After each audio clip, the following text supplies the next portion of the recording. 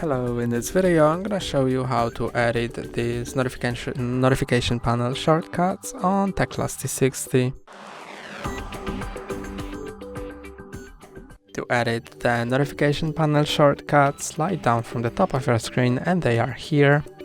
To edit them, click on this pencil icon, and here on the top are all of the added tiles, and at the bottom these are unadded. To add a tile, press and hold on a tile you want to add, then drag it higher, somewhere there, and place it.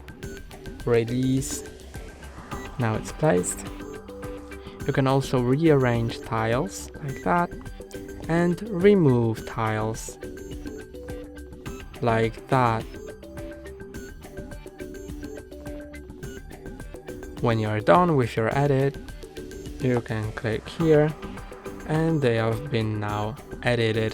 That's all for today. Don't forget to like and subscribe. See you next time.